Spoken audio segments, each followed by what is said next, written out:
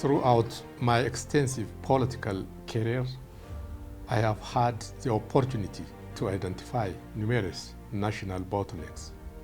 Among the various challenges that demand immediate and prioritized intervention, malnutrition and the widespread prevalence of stunting stand out due to its inescapable impact on intensifying other challenges.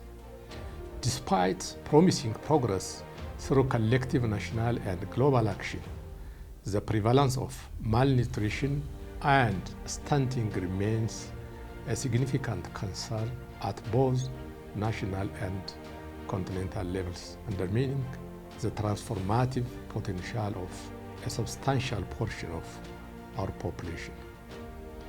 For me, addressing nutrition has become a priority in the pursuit of building prosperous and competitive generations that can drive Ethiopia's transformation. I often find myself contemplating who will champion the cause of ending stunting and tackling malnutrition, ensuring that our future generation inherits a society from these challenges and equipped with their full potential for innovation. While key resources such as human capital, finance, land and technology are essential for development and social change.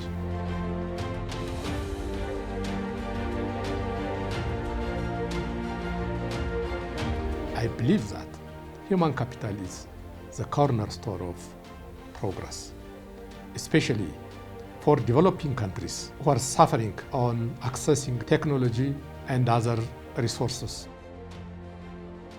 Focusing on human capital, use capacity to explore all the natural resources are very appropriate and important one.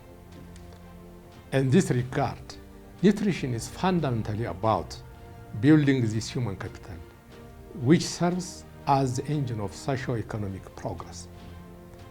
Human capital encompasses the development of mentally enlightened, physically fit, and spiritually stable children.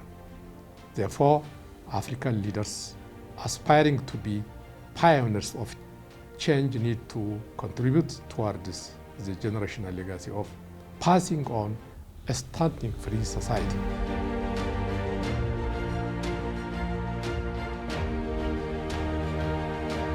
My experiences, particularly with the Sokoto Declaration that gained UN attention, we have underscored the crucial role of nutrition in societal transformation and state building. It constitutes the grey matter infrastructure necessary for cultivating productive labor force ready to innovate and transform our society. This understanding has motivated me to dedicate my life to serving communities in need, progressing beyond mere food security to ensure comprehensive nutrition security.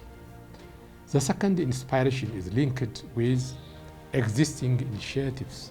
Nutrition transcends personal concerns. It is a global agenda reflected in the Sustainable Development Goals and integrated into Agenda 2063 at the continental level. As the champion of the African Development Bank's Nutrition Leaders Club, I'm committed to addressing malnutrition across our continent, particularly with awareness of its cognitive implications. Nationally, these issues are integrated with different initiatives, such as Yelimat Rufat and the Food System Initiative. I firmly believe that providing the right food and education is vital for transforming Africa and overcoming our developmental and social challenges. I'm convinced that many of the continent's ills are deeply rooted in a lack of nutrition security, which adversely affects cognitive development and hinders the formulation and implementation of effective development policies. Ultimately, underlining our continent's innovative capacity. It is for these reasons that YADAM Foundation was established, achieving remarkable milestones in a short time.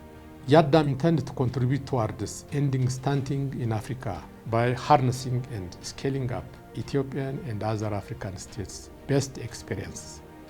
For such end, we have assembled a team of experts and institutional leaders and established partnerships with esteemed organizations such as Big Win, Melinda and Gates Foundation, UNICEF, the African Development Bank, and MasterCard.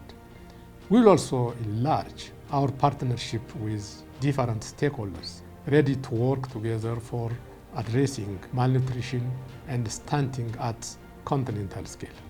Therefore, I urge all stakeholders to unite hands for building stunting-free Africa and for building a prosperous and healthier society in our continent. I thank you.